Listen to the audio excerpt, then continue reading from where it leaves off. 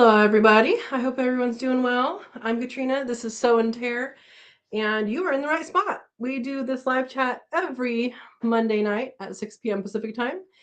And except for the first Monday of the month, we do on Thursday, also at 6 p.m. Pacific time. So, welcome, welcome. Hope everybody's doing well. And it looks like Desiree's here, anime game creator. He says, hello. Hello, welcome. You're doing good, hopefully. Howie's here, says greetings. Good evening. If you guys missed it, I was just over on the Urban Gardener channel. I think they started my segment around 5:20, maybe. Yeah, and I did a little video there. You're gonna see an extended, different version. A lot of it's the same, but extended version on my channel tomorrow, and that is making dandelion jelly. So yeah, you can do that. All right, let's see who else is here. Verna's here, Vase Place, and she's in blue with a little wrench, and she is moderator. Welcome, Verna. Um, oh, and so far in here, Anime and Verna are members of the channel. We are making donuts. I finally found my cookbook, so so I will be posting the recipe stuff on our Facebook group page tonight. We have the membership is very affordable, and it's a Cook With Me Live. We do it every month, and basically it's me cooking in my kitchen, you cooking in yours. We can see each other on video, and we cook something together. Sometimes it's something garden related or something we're raising related, and sometimes it's not, like donuts.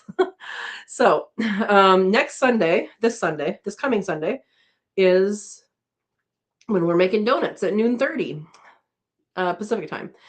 So yeah, there's a link for that in the description of all the videos. And I love it if you guys join us. We have a lot of fun doing it. So, all right. And Tiny Blu-ray says good evening. Good evening, Tiny Blu-ray. Let us know where you're from, what you're growing, or what you want to grow. Welcome. And yep, Howie's here. Food forest permaculture. PJ's still awake. PJ's also a member. I love that you're just like, hey, I'm still awake. And I picture you doing this when you're doing that. You're like, I'm listening until I'm falling asleep. It's late for PJ. She gets up early. All right. Welcome. I hope you're doing well. I hope the weather's treating everybody well. Ian Johnson, hello. Hello. Welcome. Let us know what you're growing, what you're raising or growing. Yeah. Ooh, Howie, you did not bring enough for everybody. Howie says, just made ginger snaps. I love ginger snaps. Anything ginger. Anything ginger is good. I can eat it raw. Yeah. I was with a group of people that were like trying to make fun of me a little bit by trying to give me spicy food and going, haha, you can't take spicy food and actually like spicy food.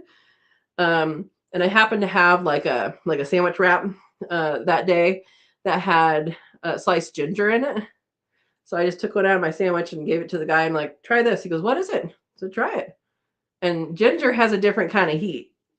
And it has a different kind of heat that if you're not ready for it, there you go. But I love ginger, raw or cooked or tea or anything like that. It's always good. But next time you have to bring enough for all of us, Towie. All right. Verna says, glad to see you, PJ. Yeah, we haven't seen her in a while. She's been sleeping. Oh, and thank you, Steve. Steve put the join link, be a member. And Steve is S.O. Swanson with blue with a little wrench. He's also a moderator. And yeah, my moderators are awesome people. Verna says, we'll be making my special brownies after I walk Lucy. Okay, I will not be asking about the specialty. And PJ is awake enough to chime in and say, cooking with Katrina is fun. Thank you, PJ. Thank you. Join us, she says. Yes, it's fun.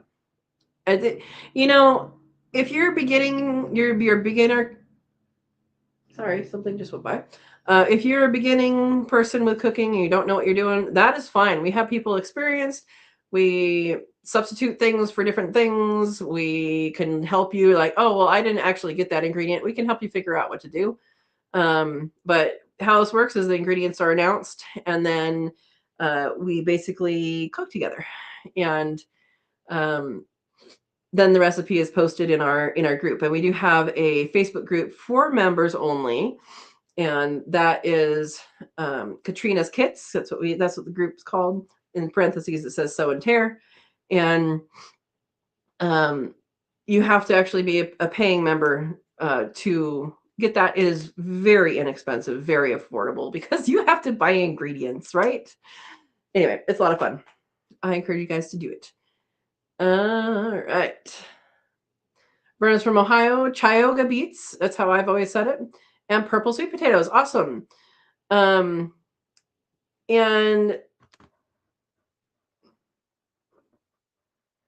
Verna sent me this. It was in the mail for too long. The upper part is definitely, I think, dead. This is one of her purple Japanese, right? Japanese purple sweet potato. And I have a glass of water here to put in it because I didn't see your answer. Should I put it directly into the water, like outside of the paper towel? I did open the paper towel. It's very moist still. And it looks like the roots, it looks like about right here down, it's alive. So, and doing well. So, Miss Verna, tell me what to do with this. Do I just put it in here or put it in here and suspend part of it? I will wait for your answer. But that looks like a very healthy sweet potato slip. Verna is the queen of making sweet potato slips. She grew this from sweet potato.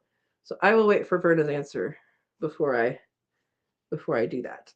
But I appreciate you sending me it. Our mail in Oregon is pretty special. Let's just say that.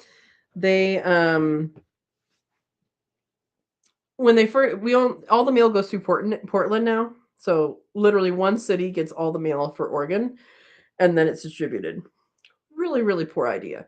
And then also, when that first happened, I sent a check to a town 45 minutes away. It took 7 days to get there because I had to go all the way up to Portland and all the way back down. And I don't know why it took that long, but it did. All right. PJ says, I am leaning on my hand. I ordered some seeds. That's good. Good. I think, it is Verna's birthday. All right. Making that birthday present or birthday brownies. There we go. Yeah, I believe my peas that I planted were eaten by something. Something's coming up. I think it might be a radish it's just like little tiny. Not much is coming up, and it's very disappointing. I know I did plant a lot of old seed, but I did plant some newer seed. Like the chard isn't even coming up. So I don't know what's going on. If it's just not time for them to come up. Like the whole world of natural things have come out, but I don't know. We'll see. I still haven't planted my indoor stuff. I was going to do that when my parents were here, but we actually just relaxed the whole time, except for when we made this video for tomorrow. Or if you guys already saw it on the Urban Gardener channel, that video. But other than that, we pretty much just relaxed. So, yeah. Ginger syrup. Yes, that's right. So Verna makes ginger syrup when she makes her candied ginger, which is wonderful. Wonderful. Bruce is here. Hello, everyone. Welcome, Bruce. Hope you're doing well. Have you found mushrooms? You're in Northern California, right? No? I did find mushrooms a couple weeks ago in my garden. I found morels. Interesting. But they're up. Try putting it in a glass of water. Thank you, Verna. Let me. Yep. So these roots are nice and flexible, nice and good. So is this glass of water too full? I probably should put it in with part of it out. Right here, I think, is where the dead part is, right there. I probably should make it so that part of that is out, right? I don't know, let me know. Let me know, and I'll do it. I appreciate you sending this to me. You can see how purple that stem is. Yeah. I have had purple sweet potatoes before. It was the Okonan. Oh, I'm not saying that right. I think it was a Japanese variety. I don't know if it's the same one or not, but I have had it before, and it's good. Anime says it's her boyfriend's birthday. Happy birthday. Put it in, see what develops. Yeah. Yep. I think I'm going to leave it like this so that, because right here is the dead spot. So it has part in, part out. There's a couple nodes that it should shoot from. Put it on the windowsill. Yeah. All right. Howie says, peach chiffon is my favorite dessert. I will make one and I can share on screen. Do I get to lick the screen? Come on. Come on. All right.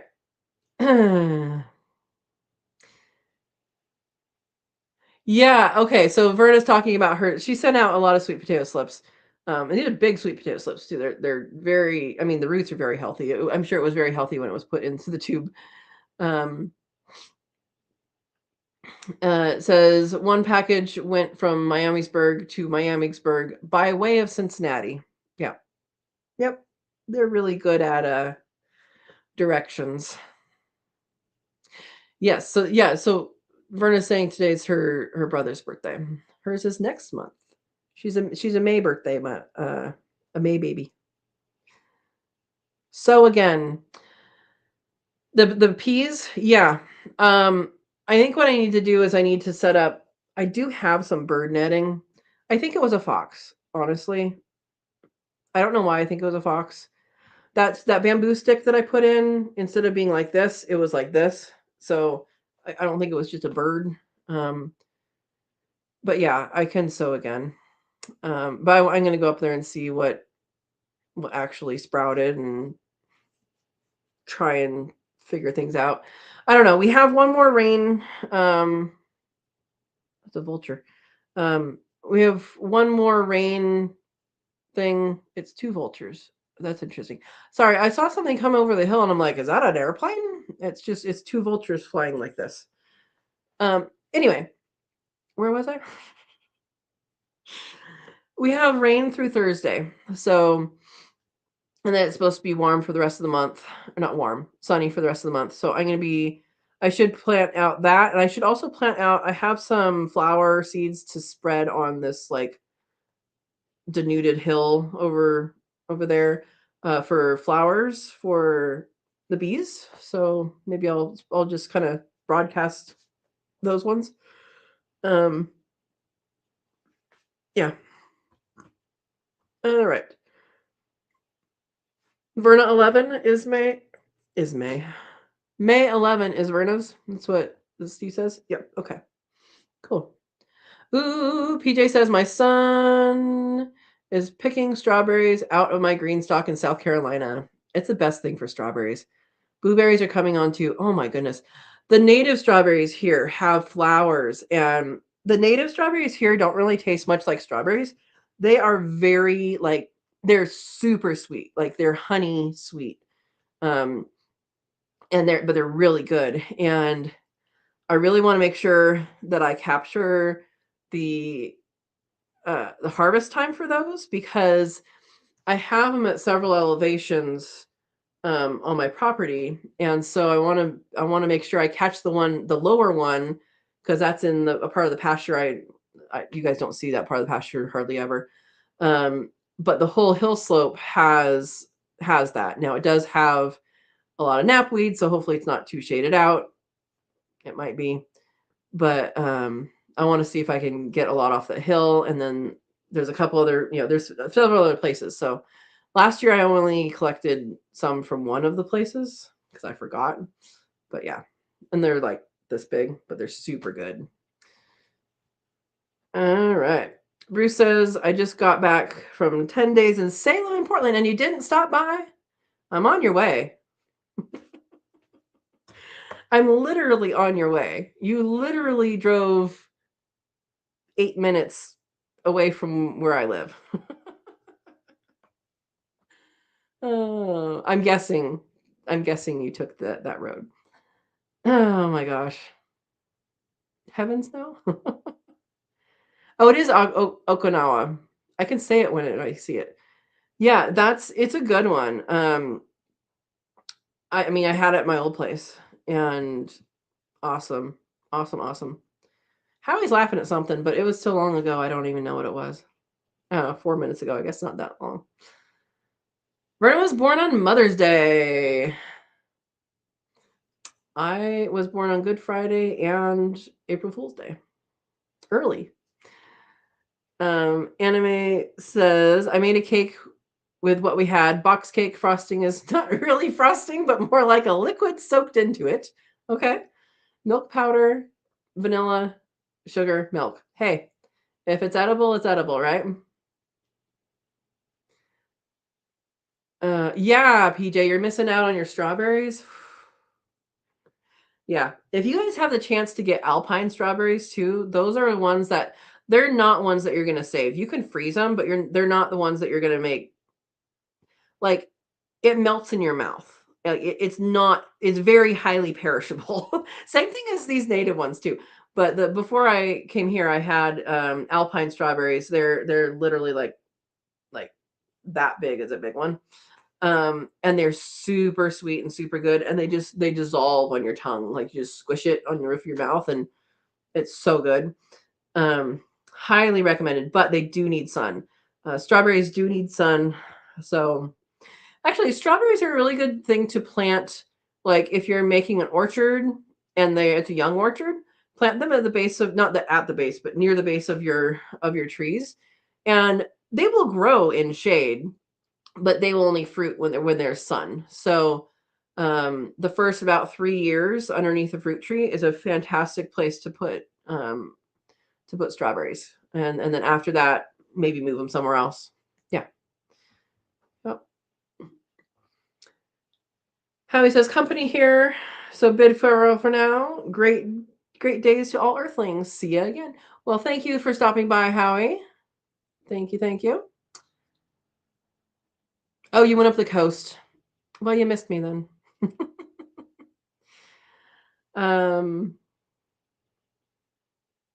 Oh, Howie was laughing at me for saying I was going to lick the screen when he brought his dessert. Yeah, I'm not going to actually. Yeah, so strawberries, let them move themselves when they're runners. If you have ones that have runners. So I think all strawberries have some amount of runners. Some strawberries are more likely to have more runners than others. And that is definitely something you can definitely have them do. I love the runners when in the green stalk. So what PJ was talking about, in the green stalk, when you plant them, and if they have runners, then they just have like a cascade of babies, kind of like spider plants, and they can just cascade. And when they cascade and they're close to a pocket, I just shove it in the pocket. Yeah. Yep. They're awesome. They're awesome. But yeah, the alpine strawberries, they don't really, I don't know that they have no runners, or if they're very few, but they didn't run. Yeah. Yeah. Yeah, Bruce, I'm very close to that. I'm very close to that. Yeah. You can message me on Facebook, and we'll figure out the time to get together. It's fun to meet people. I met Adam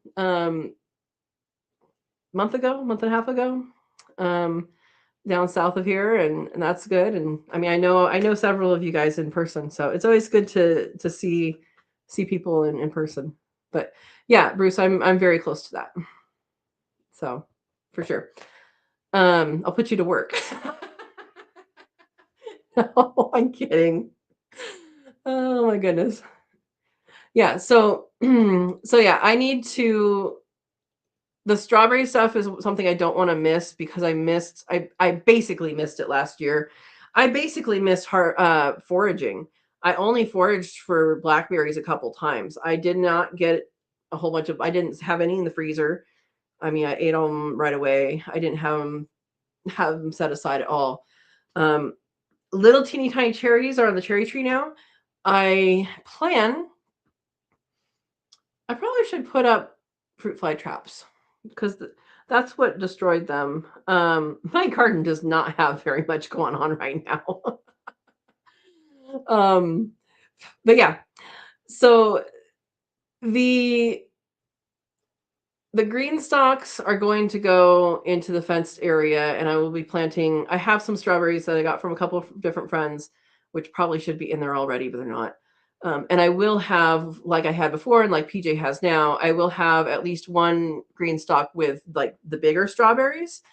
Um, Probably not. I don't even know what I was given. I don't know if they're June bearing or if they're ever bearing. I think one of them is ever bearing. I'm not sure about the other person who gave it, but I like everbearing for strawberries because I'm not likely, honestly, unless it's for a video or someone wants to do it, I'm not likely to make jelly anytime soon. I have so much peach jelly from my old peach tree, and I don't eat a whole lot of jelly. Once you make jelly, it you realize how much sugar is in it, and more sugar than fruit. Now you can make what is it called? Okay, there's jam, which has the fruit chunks in it, which is what I actually would do. There's jelly, which is made by juice, and there is what's the third one? It starts with a C. Compote. Is it compote? Com something. That is like fruit cooked way down. Preserves. So there's preserves. Is that the same thing of what I'm saying? I think what I'm saying is compote. Compote. What is compote? A dessert of large pieces of fruit stewed in a sugar syrup. Okay, that's not it. I mean, it could be it, but there's one that you it's preserves that the one that you boil down. Anyway, there's a lot of stuff that you can do. I just did dandelion jelly for a video, and it was a lot of work. I probably will not do that again unless someone wants to do it and has the want to pick off all the petals. It took so I didn't say this in the video earlier today, but it took my mom and I 3 hours total, which is 6 hours of work to just pick out the petals. We were sitting on the front porch talking, so it wasn't a big deal, but we were getting a little tired of it. Compote. Is it compote? Anyway, um, yeah, exactly, Steve. Steve says, I didn't understand the phrase blackberries in the freezer. We eat all ours before they go in the bucket. So I have enough blackberries here that if I made the time, because we all know you have time, right? If I made the time to harvest them, then I would have a very large amount. There's native and non-native here. There's 3 different types. I believe I have Himalayan blackberry, which is the non-native, which is the sweetest, and then there's I think it might be even called Pacific blackberry, and then there's dissected leaf blackberry, and I didn't even know that one existed until I moved here, and I was like, "What's that funky leaf? It looks like a blackberry, but the leaves are all funky." Well, it's a thing. So yeah, I don't see myself making a whole lot of jelly right now. That's okay. Anyway, I think I do want to get fruit fly traps for the cherry tree. I've never had to set out fruit fly traps. That's not true. I did 1 year in Gilroy. Okay, I've only done it once, not on a tree this big. But last year, a lot of the cherries just were done. Like they're just you pick them and you're like, well, that has a fruit fly in it. That one has a fruit fly in it. So I want to. I should probably put those traps out early enough to capture them. Sorry, random thoughts, right? All right. Misty's here. Hi, neighbor. Scotch broom is the enemy on this side of the mountain. Yes, I have one patch of it. I actually just talked with a friend of mine who does restoration stuff, and they get rid of that kind of stuff. So, he says you can dig it out, but you have to get a lot of the root. You can also cut it and paint herbicide on it. And that's pretty much how they deal with it. Those two ways. I literally just talked with him like an hour and a half ago, or maybe 2 hours ago. Yeah. Is it Scotch broom or French broom? I never remember which one's which. I thought it was French broom. It could be Scotch broom. Anyway, yeah. PJ said I still have lilac jelly in my freezer. There we go.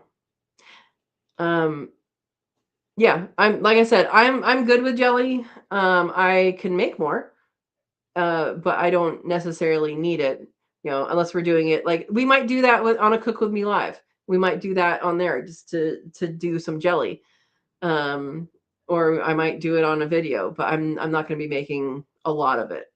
So yeah. Okay, preserves is using the whole fruit. Okay, good. Brenda says my hands would cramp severely. Mm-hmm. Misty is prepping for fire season. Good idea. Good idea. I want some water tanks. Do you have water tanks at your place? Okay. Steve has Googled. Forms is jelly, jam, preserves, compote. So I thought compote didn't have sugar, and I thought preserves did have sugar, but am I backwards or does it matter? Yeah. Anyway, Misty's still saying hello. Hello. Okay, Bruce, is dandelion jelly bitter? No. You watch tomorrow's video and you'll know why.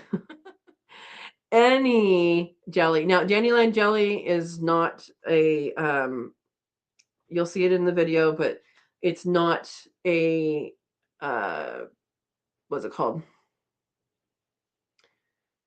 It's not a cannibal recipe. So it's not a shelf stable. Like you can put it in a jar and can it if you want, but that solution that's inside does not meet the requirements to be shelf stable. You can put it in the refrigerator, you can put it in the freezer. So but no, it's not bitter because you take off all the petals. The petals aren't bitter.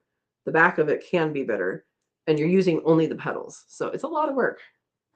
Anyway, it's called poor man's honey is the other name for it. All right, Verna says preserves are whole or large chunk fruit suspended in syrup or jam designed for long-term storage and canning. Compote is fresh or dried fruit simmered in a sugar syrup, often with spices and intended for immediate use. Okay. Featuring a loose, chunky, and less sweet consistency. Okay, topping over dessert. That makes sense. That makes sense. Missy says, I want to try natural dye technique. Anyone know about this? So the Oregon grape that we have has a yellow dye. That's the bark can be used. It also has, I may get this wrong, and I think you already know this. I'm going to tell this for other people. I think, is it berberine that it has or something like that? Barberine. It's let's see, Oregon grape medicinal uses. It's something that like is used in the hospital. Yeah, berberine. Antibacterial, anti-inflammatory, and liver supporting is the AI overview. But that has yellow. There was something that has like a teal color, and I don't remember what it was. I think I have it on a list somewhere as something that I want to plant because I want to do, when I do my food forest, I want to do useful plants. It doesn't always have to be food, but useful plants. Soap nut is something that we can grow here, and I want to grow here. I've been using a shampoo that uses soap nut as a main ingredient, and it's not edible, but it is highly useful. But yeah, no, I have some of the stuff written down somewhere. But yeah, anybody know about the natural dye stuff? They all have sugar or syrup. All right. All right. Oh, PJ's falling asleep. All right, PJ. Well, check out the ingredients list, and we will see you on Sunday for the Cook With Me Live when we're making donuts. Yes, sweet dreams and dream of strawberries. Oh my gosh. Yeah. Yeah, strawberries, the native strawberry here grows really well. It does need, it's like you can see it. Strawberry is useful in a couple different ways. One, it makes a great ground cover. So it can grow in both sun and shade. It will only fruit in sun, but it's still useful in shade because you can eat the leaf, but mostly what the leaf is used for is tea. And I don't remember what it's used for, so let's just do a quick little Saint Googling. Strawberry leaf tea benefits. But it is used for for tea, aiding digestion, reducing inflammation, and kidney health. Yeah, diuretic properties, rich in vitamin C and iron. All right. So anyway, so it is still useful even if it's not in the sun. But if you have cleared areas, then it's going to be good.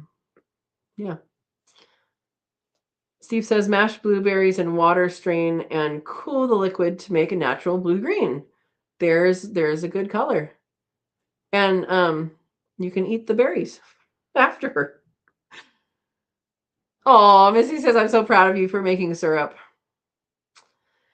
Yeah, the trees did not make very much syrup. I had about 2 tablespoons of the maple syrup and about that much in a little jar of the walnut syrup. So yeah. Fresh leaf indigo. Indigo, that's what it is. Indigo plant. That is what it is. Yes, blue dye. Thank you, Steve. Yep, adding a little vinegar makes the dye stable. Exactly. Thanks, Verna. If you want brown, oak leaves makes that tannin, gets that tannin. Oak leaves or oak branches in water will give you that. And oak leaves in water, it's very clean. You can clean with that. It's just it will dye everything brown. So if you're okay with clean, dirty looking things, go for it. Yeah. So it's fun. What else dyes things? Turmeric, if you have it, for sure, that's yellow. But yeah. Try to think of things that we have growing around here that I know has a dye. I don't know that I know any other ones. Yeah. Onion skins. Yep, that will have a dye. Oh, nice. Misty says 2,500 gallon tanks can hook up to a generator if power's out. That's good. That's good. Yeah, I would like to get some tanks for that. Oh, the onions. Yeah, the onions will do whatever color the skin is, right? Yellow and red, you say? Saffron crocus petals. The blue petals, not the orange stigmas. I mean, it's purple. They produce a blue-green dye. I wonder how many you would have to get, though, to make that dye, like, useful.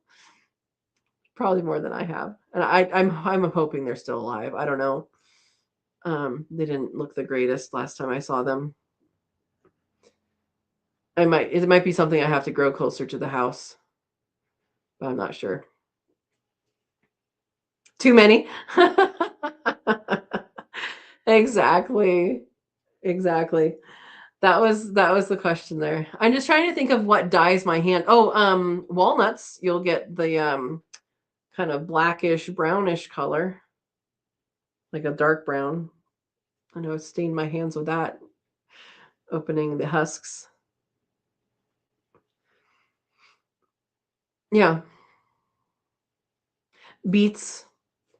Beets will dye things that color. I don't know what else. Pollen probably. I don't know that it sets it, but it might set. Anyway,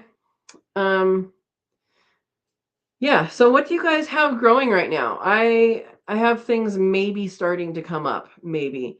And I keep planning on planting my summer garden indoors, and it hasn't happened yet. Um, and you know what? I plan on doing it. I'm hoping to do it. And if I don't get that done, there's stores that sell starts and it's more expensive, but I can do it.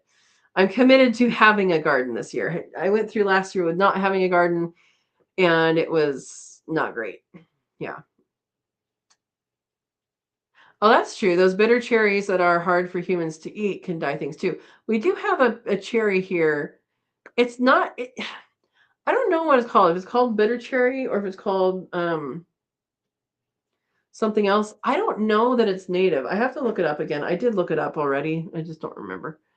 But it's around the riparian areas and it's edible, but it's not tasty. I don't remember how it tastes. I don't think it's like, yucky. I just think it's like, oh, why? But boy, the foxes sure like the cherries. The fox was in this cherry tree out front constantly this last year with the cherries. Yeah. I'm planning on doing more with the pear trees this year. I did very little with the pear trees up front last year. And so I want to be able to do stuff with it pretty much right away. Yeah, mulberries will dye things. Yep. I haven't seen very many mulberry trees here. I think there is one, at least one in town. Do the leaves dye things too, or just the fruits? I know the fruits do. Ooh, Verna planted her sunchokes. So you have sunchokes, beets, and sweet potatoes going. All underground. That's good. You gotta add carrots to the mix. Yeah. I would love to grow some yucca, but I think that's gonna have to wait until after I have my food forest set up. Yeah, I would love to grow that and be good. Prunus emarginata. Yeah, I said that right. The bitter cherry or Oregon cherry is a species of prunus native to Western North America. Of course, I can't copy paste. I don't know why they don't let you copy and paste from StreamYard. Prunus Oregon cherry. Let's see. Yeah, when I was going around bitter cherry, well, the fruits definitely don't look like that picture. Let's see. When I was going around the pasture, and I did a video about this early on when I think it was like finding food in the pasture, and I actually wrote down on a map somewhere. I don't remember where I put the map.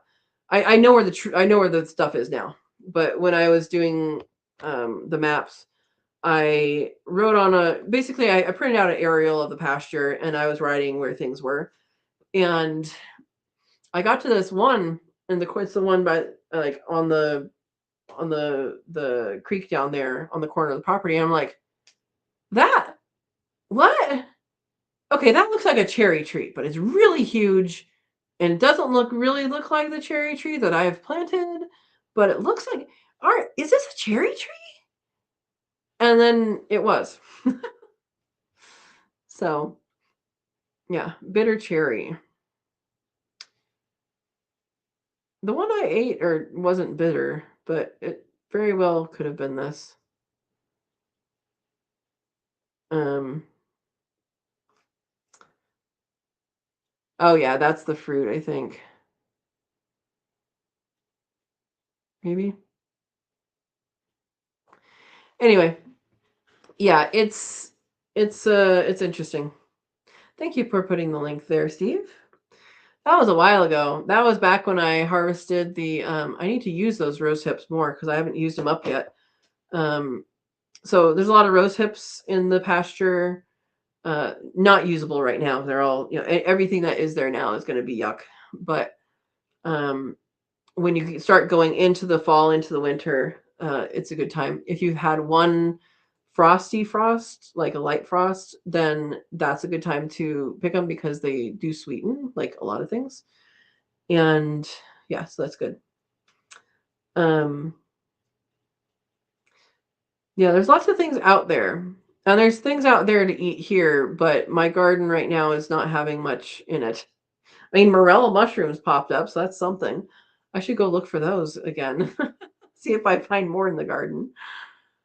I actually didn't eat them because I brought them in and I put them on a plate and then I went back out and then I forgot about them for a couple days and I came back and they're all like, okay, well, I could rehydrate them and cook them, but it was like 3 of them.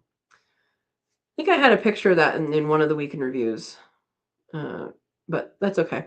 That's okay. I'm excited about this one. Verna's sweet potato slip here. I think he'll recover. I think once this part starts to put out shoots, I'll cut off this part. This is part. I think it's dead from here down, from here up, but I think it's still alive. Yeah. So there's what's going on here. Lots and lots of lemon balm. Lots and lots of lemon balm. Oh, I guess I should tell you guys how the rabbit workshop went this Saturday.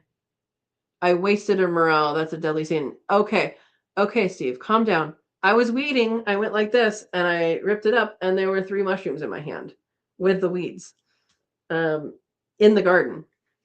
It's okay. It's okay. They went back outside. Spread the spores. So, what was I saying before you read that? Or before I read that? What was I saying? Uh-oh. The rabbit workshop. So yeah, the rabbit workshop went really, really well. I had one person who canceled last minute because she had something she had to deal with. She's going to take it, I think, next time. She said another time she wants to take it. But that's okay because one of the people who came, she's like, I brought 2 people. I hope that's okay. I'm like, okay, that's fine. So yeah, the rabbit workshop we went from 9 a.m. to 6 p.m. and we had 5 people here. One of them had taken it before. She wanted to come again. And we all had a really, really great time. And people learned and people laughed and people experienced things for the first time or experienced similar things that were better this time around. And it's really, really, really I really enjoy having that workshop because it's a room of like-minded people that we usually end up talking about other things as well, just in the course of the day.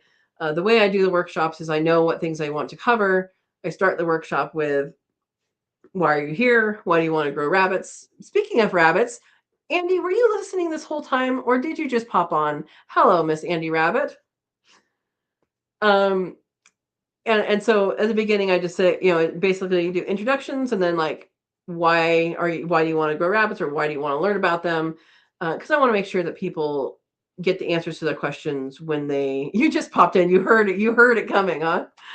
I want to make sure that people get all the information they want or get the experiences that they want. And yeah, we ended up processing all 13 rabbits. We'll have another 13 for the next course and then 10 after that. And we have more stuff going on. So, but it was a good experience. Everybody loved it. And I already have 2, maybe 3, probably 3 if the person who canceled wants to do it in May. I have spots. Like if that's true, the 2 people that have confirmed and the 1 person that I'm going to offer, she has first pick of a spot since she was going to be here last time. I'll have one spot available. So the course is pretty good with 4 people. I like to have, that close, intimate learning that, everybody can see everything. Nobody's way back there not hearing, not being able to get questions answered, because I've been on workshops with that, and it's just ridiculous. It's ridiculous to try and be a part of that. So yeah.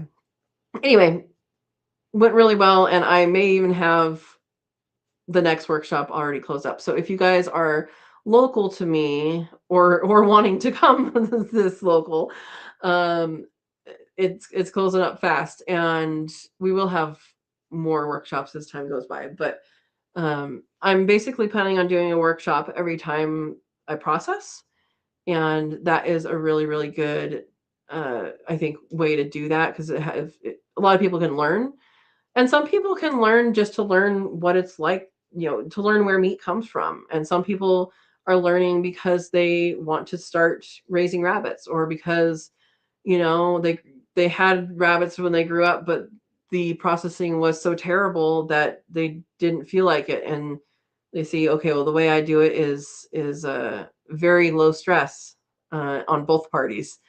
So yeah. Anyway, it is an interesting um it's an interesting time, and fun group. They're always a fun group. Yeah. Anime says, I keep forgetting to plant my nasturtiums. Don't plant them until danger of frost and freeze is over, because they are frost tender little yummies.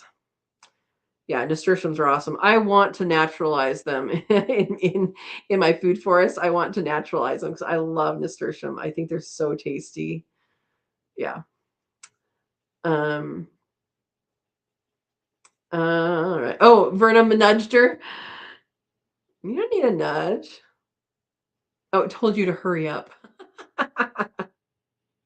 Yeah, Andy, it's hard to hear in the far back and I've been on like walks where you're like the 10th person in line, and someone's showing everybody something, and by the time you get there, they're like, what are they looking at? you know? I just don't like that. I like to be engaged with people, and you know, especially if people are paying for these workshops, they want to get the same experience, or get the experience that they want to get. So yeah. Misty is asking, are the tips new growth of Douglas fir trees edible? Absolutely. And high in vitamin C. It You can pick them off and chew on them, and it'll be a little citrusy. I think that's true with all of the pines and firs. I mean, you can do something with the needles, yeah. But I think the vitamin C, I know it's with firs. I don't know if it's with pines. I think it might be though. But yeah, it's high in vitamin C. You can chew on them, get a little jump to your day. Yep. Yeah, and Verna says, yes, Misty, best for making tea from. Yeah, you can make tea with those. You can just eat them. You can chew on them, spit them out. You can do lots of things. But yeah, they have vitamin C. They spicy? Uh, I can see how you would say that. I wouldn't describe it as spicy, but it does have a kick. I describe it as a little bit of a kick, because people don't think about eating trees. Anyway, excellent, Misty says.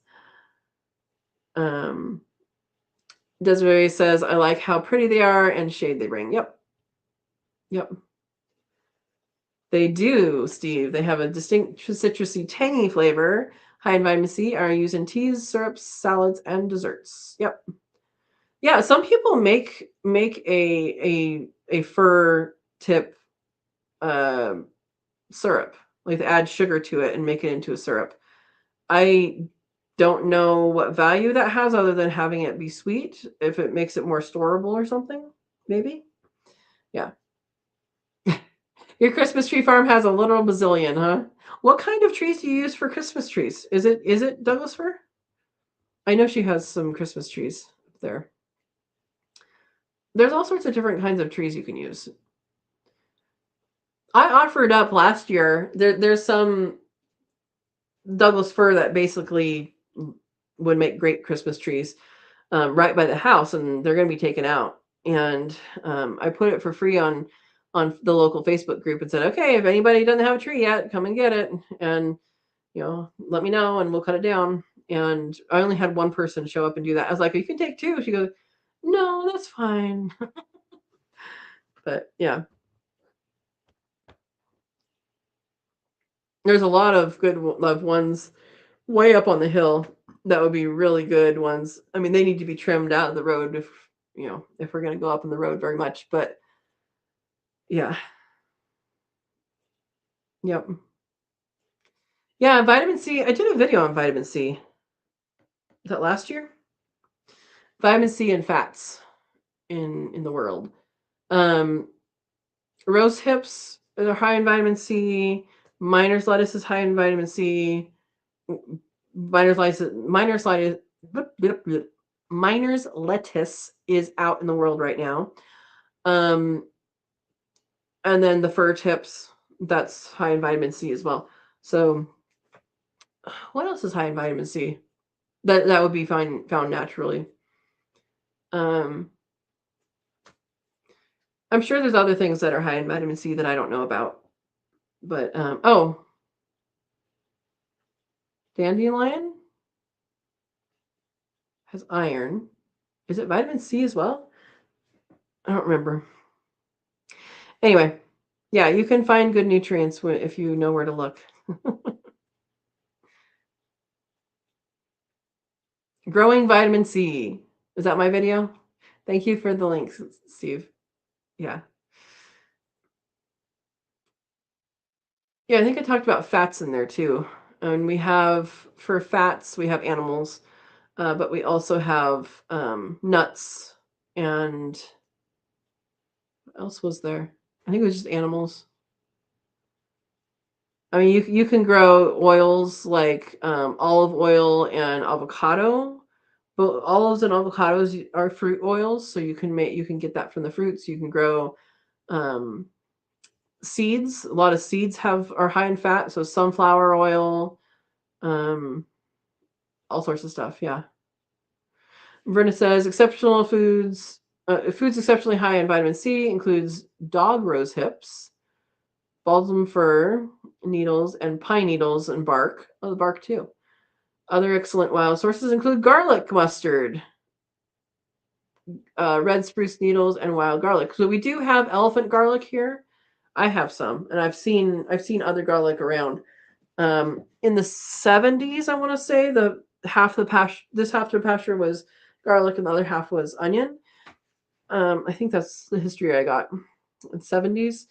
And I have a feeling that happened throughout this area. A lot of people went that way because you see random garlics that are not like a native type garlic. They're like elephant garlics. Yeah. Yeah. Growing vitamin C and fats.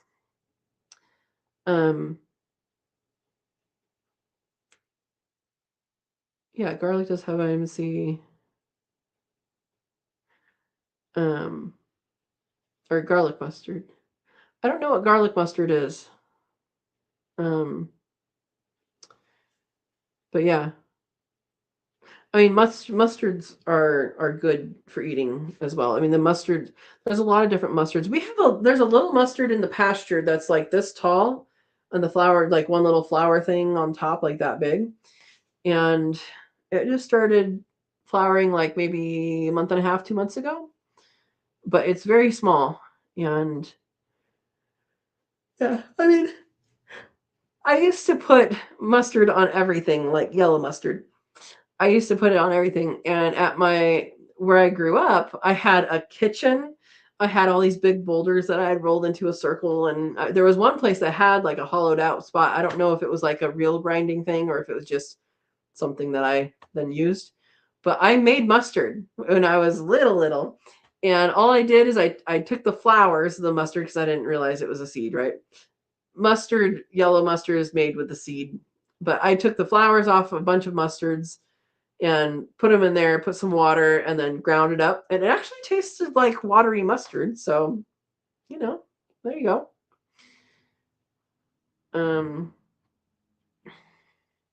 Oh, so the list that Verna gave, those are things that far exceed the vitamin C content in a standard orange. Yeah. Okay, it's a wild mustard that smells like garlic. Maybe the one you saw in the video. You don't know which video. Yeah. It's an invasive plant. Garlic mustard. I'm going to have to look that up because I'm unfamiliar with it. Oh, no, I don't know that one. It looks invasive. Biannual invasive plant from Europe and Asia. I think all the mustards are not native. I don't know that we have a native mustard. We might, but pretty sure they're all not native. I mean, yeah, not native.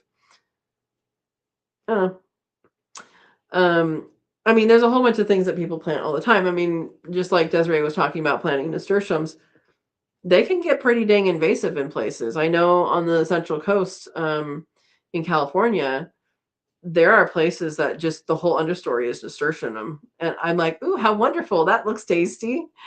And other people are probably like, that's a disaster. Yeah.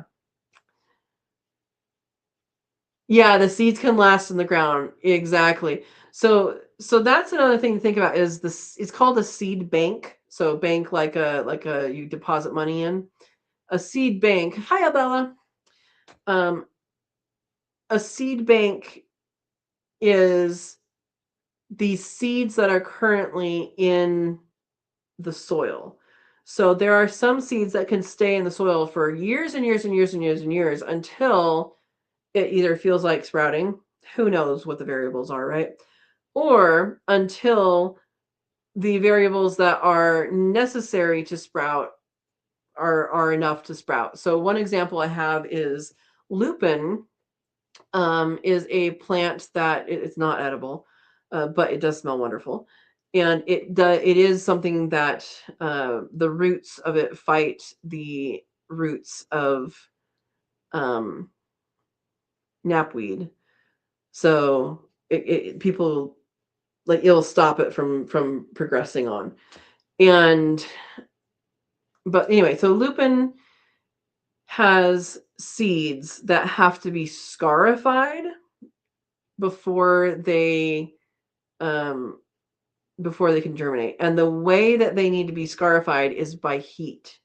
So scarification can happen by heat, by scraping the seed coat, like on sandpaper, through a digestive tract, through various different things.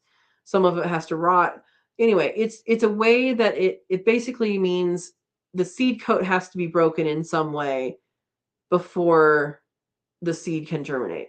And for lupin, it's that thing is fire. And they hadn't seen lupin at so there's a Smith Rock State Park in Oregon is near where I grew up, and there was a fire there started by someone that was welding the fee box on a windy day. Yeah, let's not do that. And the way that that can be looked at is this area got scorched. It just the fire took off. It got scorched. Everything burned. And what came after that is a whole bunch of lupin came up. And lupin hadn't been seen on really on that in that area in many, many, many, many years. And so it actually came up because of the fire. So yeah. Yep. All right. So that's what I'm saying with the seed bank is those seeds can sit and wait until the conditions are right. Yeah. Abella says everyone in Illinois tells you to harvest or destroy as much garlic mustard as possible because it's a big problem in some areas. Wow. Okay. Misty says we have Douglas fir. Oh, and the cursed Scotch broom has snuck in. Yeah, that's nip it in the bud right there. Or sell it to that guy. Like sell it, cut it down, sell it to that guy. You know who I'm talking about, the guy who came and talked to us in town.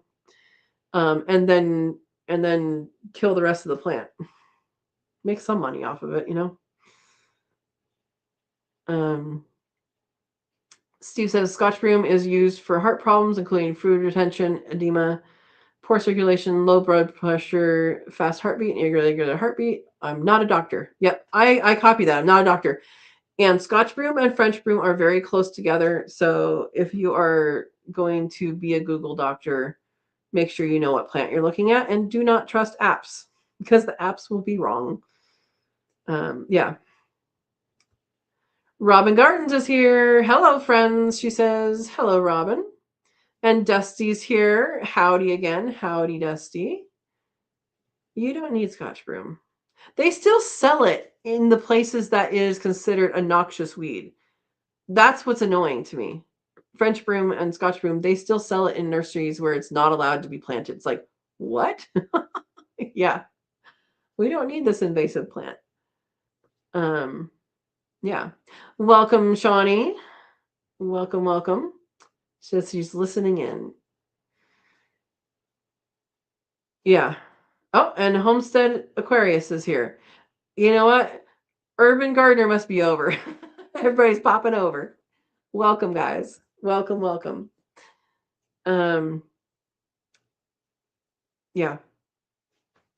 So yeah, Scotch broom. I don't know that it has. I don't think it has any edible use. Misty is a nurse, so. But yeah. But the I am not a doctor is very important on that statement. Steve, thank you for including it. Yeah. Bowtie's here. Triple G. Greetings, global gardeners from the Emerald Coast of Florida, where temps drop to 57 Fahrenheit, 14 Celsius midday. Wow. Drizzle tired. Tried? Drizzle tried. Okay. But the ground stayed dry. Okay. 57. That's pretty low for you guys, right? Yeah. 57 is pretty low for you. Well, we got this last week, we got 3 nights in a row that went to freezing. One went to 32, and that was the night that we got snow. And the snow only landed on the cars and the solar panel, and everything else it didn't, because it had rained a whole bunch. So I think it just melted where the rain was. And the car and solar panel happened to be colder than the ground. The next night was 28, and then the next night was 30. So we had 3 days in a row where it got below freezing, and that was second winter. I don't know. This is why we don't plant here in the ground until June. So yeah. Oh, and Verna's saying, I wish we got up to 57 here today. Oh my gosh. Oh my goodness. Yeah, so there's some temperature things happening here. I really, really, really want to get my high tunnel up. It's not the first in line. And I know you guys are probably tired of me hearing me say this, but I want to do that because I do want to have some early plants in there, but mostly for the freeze free area, hopefully freeze free, and have some pretty special plants in there. So that's my goal. Bowtie says, so doctors are not trained as nutritionalists. That is true. I think I'm not a nutritionalist would be more accurate. Well, he's talking about like the conditions that it's used for. But you're right. A lot of doctors are not trained to be nutritionalists, which I really think we should be learning more about that in school. And my prime example is when I was giving blood one time, and my iron wasn't high enough. And I was like, but I've been having all the right things. Well, apparently I was having too much milk because I was having steak. Oh, and broccoli. Broccoli has calcium in it too. I had steak, broccoli, and lots of milk. And I was thinking protein for the milk, but I wasn't thinking calcium for the milk. And when you, again, not a doctor, this is just information from my personal life and information that was given to me from a nurse with the Red Cross. Vitamin C helps with the uptake of iron. And calcium prohibits the uptake of iron because it binds. So I did not learn that until I was well into adulthood. And I think we need to learn that kind of stuff in schools. Yeah, because it's important. All right. Dusty says 23 this morning in Wisconsin, only 2 nights to night temps increase. All right. And the Wickershire is doing weird things with internet. That sounded weird. I'm going to actually read what they said. Our internet is doing weird things. I'm sorry. Tell it to do better. Or maybe restart. It might need a power off, power on. Yes, Dave is bow tie. I'm guessing this is Bill because Verna's saying, "How are you, Bill?" Be with him. Welcome. True that, Dave. Doctors get very little, if any, nutrition and information in the training. Yeah, I really think I think we should all be getting that as kids. I think like in school because there's a lot that's known now too that we didn't know before. So, yeah, welcome. Wicker says we just called David the guy who likes to cosplay in the garden and is banned from every seasonal Halloween shop opening. You know, it's Bowtie the pirate. What can we say? Oh my gosh, Andy, you did not get enough for all of us. She says, got the ice cream cake and done. I'm back. Oh, you got, but I don't see any. Where's my plate? Oh my god. To be banned from a seasonal Halloween shop is torture indeed. She says, oh my goodness. Oh, Bill is the Wickershire. Okay. I know some of you guys' names and some I don't. All right. Oh, Dusty says during Urban Show, the skip button stuck on screen and voices got whacked out. Okay. That's all right. Oh my gosh. Oh my goodness. Well, welcome, the new crew. Yeah, so we are doing the Cook With Me Live on Sunday, this Sunday at 12:30 Pacific time, and we are making donuts. So if you want to join us for that, join the membership. There's a link in all the descriptions of my videos. It's very affordable and it's very fun. So I encourage you to join. And then also we have we just got done with the rabbit workshop. That was really good. And if anybody is somewhat local to me and wants to learn about rabbits and rabbit processing, we will be having another workshop in May. I believe we have 1 or 2 spots left. Again, small class sizes, but we already have at least 2 committed and 1 probably. So let me know. Oh, and I should give you guys an approximate date. I need to confirm this date, but I did put them in my calendar. I believe it'll be the 23rd. That's the Saturday of Memorial Day weekend. I believe that's what it'll be. So, if you guys are interested, go ahead and do that. I did say donuts. I did, in fact, say donuts. We are making donuts on the 26th? 26th of this month, which is Sunday. And if you join the membership, you can do donuts with us. All right. Andy says pineapple whip, orange sherbet ice cream, and strawberry cake with pudding and whipped cream frosting. You can describe it all you want, but you didn't bring any, Andy. It sounds delicious. Oh, Wicker says yes, Sir William, King of the Shire, Honora of live chats. Oh my gosh. Conqueror of the clay. That's important. He who lives by the solar and dies by the ivy. Oh my gosh.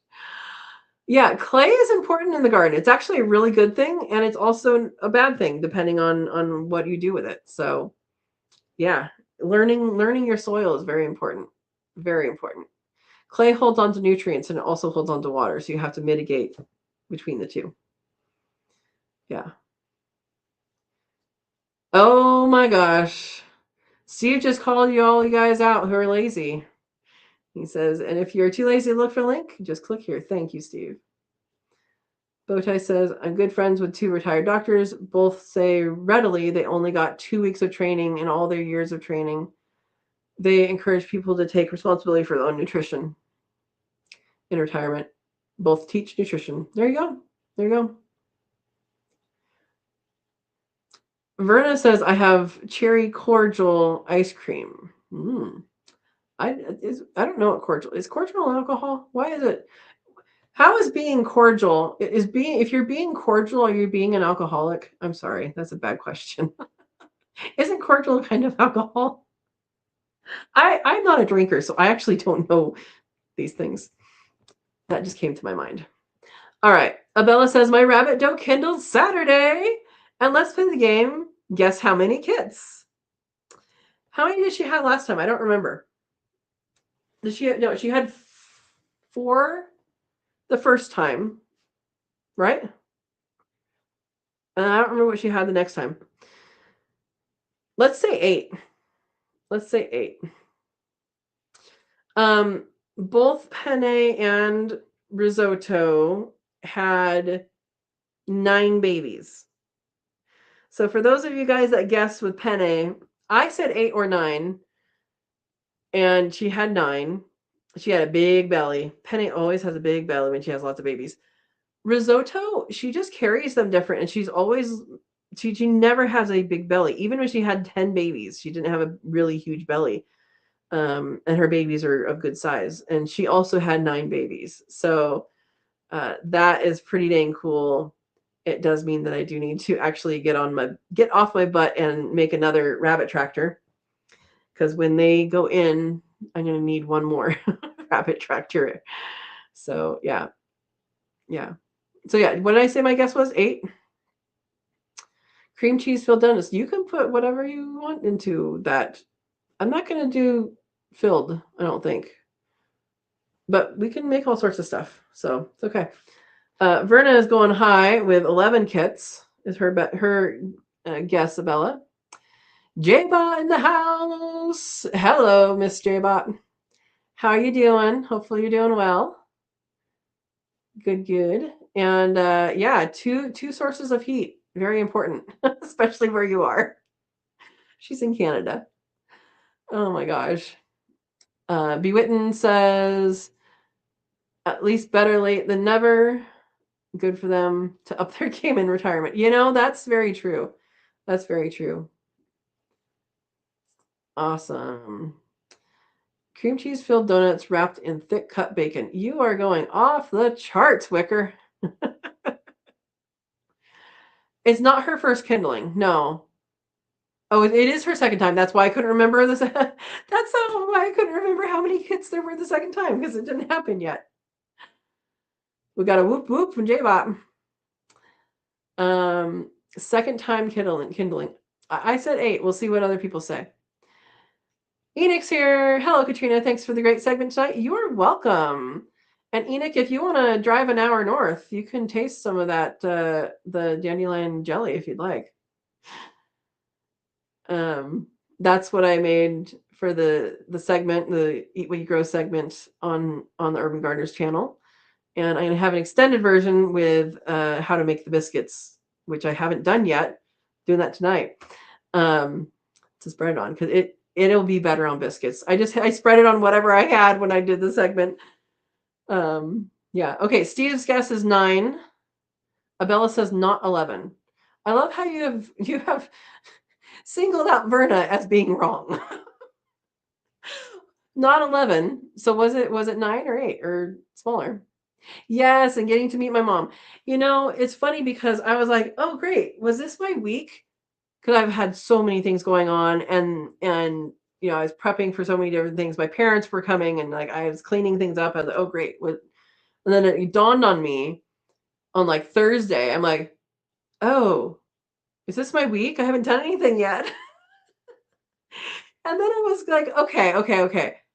Well, my mom will probably like help me collect flowers. My dad won't probably, he doesn't want to do that. Let's do dandelion jelly because it's something that I wanted to do this year anyway. And my neighbor had come and harvested my dandelions last year to do that, and he gave me a sample last year, and I actually gave some to him this year, so he probably won't make any this year. But then it was raining, and I'm like, oh, what are we gonna do? If we can't do that, and there's nothing in my garden right now, there's seeds are in the ground. I'm like, well, what are we gonna do? I wanted it's in the garden, it's cooking from the garden. And so I'm like, well, I think I've heard of apple blossom jelly.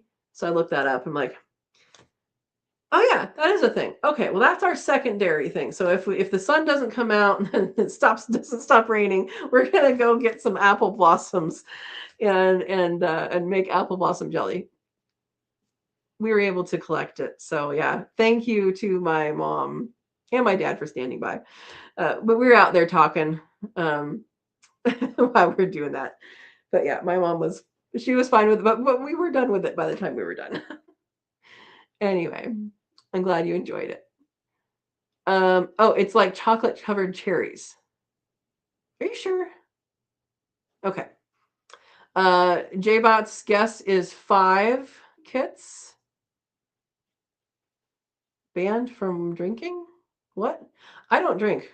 I never have. Yeah. Bowtie has learned so much. So learned so much from his doctors. Yeah. Yeah. Andy's at 9.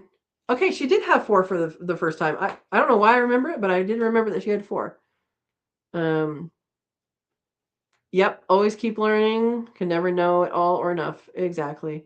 All right, Bowtie's tired. He doesn't want to know how many kits of Bella's bunny has. Did I guilt you into staying? Okay, this is okay, she technically had 10. 1 was malformed, dead on arrival, but 9 are live and healthy kits. Awesome. That's fantastic. That is fantastic. And she's an American chinchilla. Did I remember that right? Yeah, so it is not uncommon for them to have one that doesn't make it. It is also not uncommon that if one doesn't make it, you walk in on them recycling the nutrients. So I know I said that and warned you about it. So I don't know if she did it this time, but if you don't know what recycling nutrients is, I can say it a different way, but that's the YouTube way of saying what it is. Yeah. Jibot says, do we win a baby rabbit if we guess right? Ready's an envelope. You might get a DOA if that happens. Oh my gosh. All right. Robin says, enjoy the dandelion jelly. Eat what you grow video tonight. I want to try that now. My recommendation is many hands. If you do it by yourself, you're going to get bored with it, or you're going to be frustrated with it. It took me and my mom to take off the petals. It took us 3 hours together. So 6 person hours of work to do that for 3 cups packed petals. So in my mind, I probably won't do it again unless people want to do it with me and I have lots of hands to help. Then I'll do it again. But yeah, that's good. Thank you. Abella says, I have flipped her on her back twice to help the runt get extra milk sessions. How runty is the runt? And when did she have them? Because they should be able to get it by themselves at this point. You said that she has 9. She has 10. They tend to have 8 little faucets, and my does have always been okay with doing 10. But they do have to fight for it. So maybe if she's allowing you to do that, then that's probably fine. But at some point, you can probably just let them nurse normally. But that's good because bottle feeding rabbits sucks. I was not successful when I had to do that. One of my best mama rabbit ever, Meatball. She really was the best mom. I know you're not supposed to pick your favorites, but she was the best mom. She had 8 alive. I think she had 14 total, and I don't know if there was more inside of her or not. But she died in childbirth, and I had 8 babies to take care of, and I didn't have anything on hand to deal with the situation.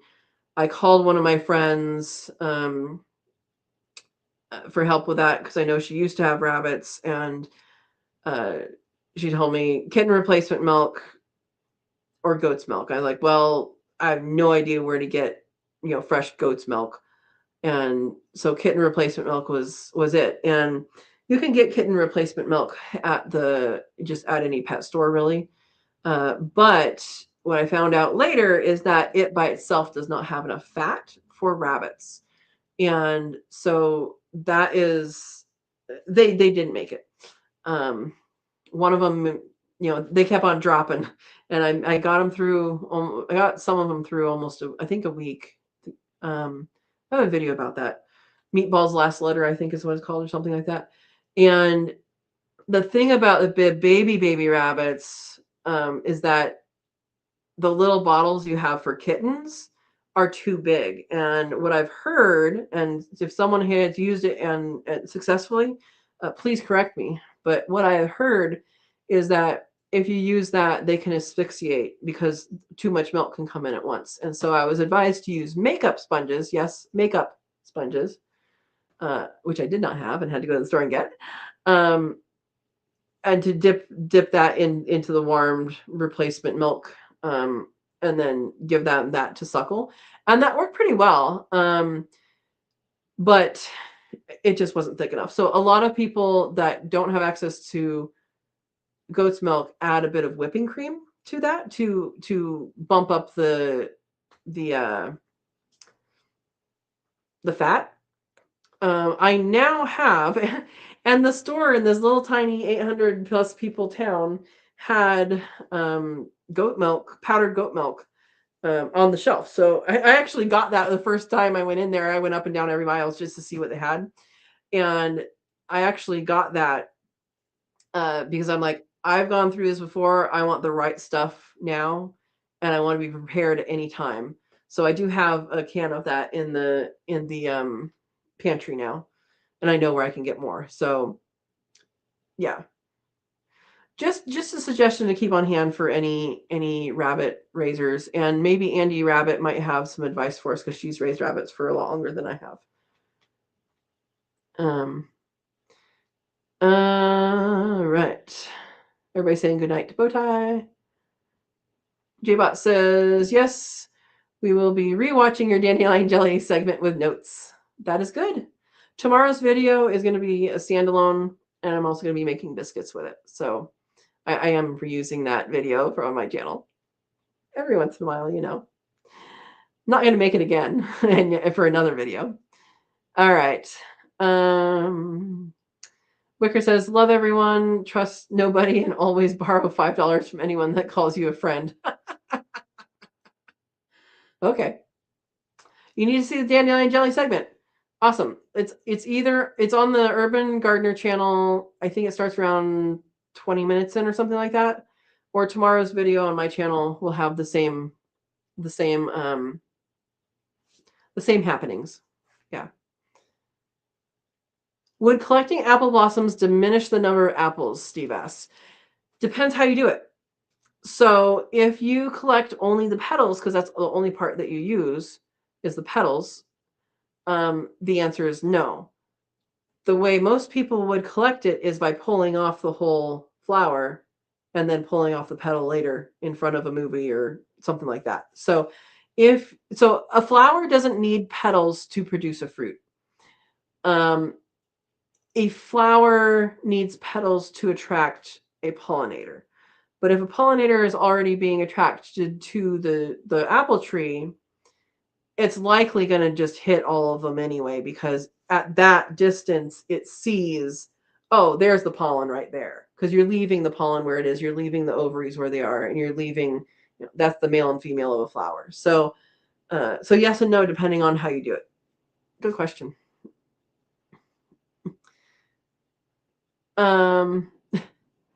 Bowtie has not gone to bed yet, as is his pattern. Says, Katrina, you need a Mrs. Bowtie. She has me doing segments for Enoch in July right now. here's the thing though, with his segments, it's grow what you eat, and I really want to be time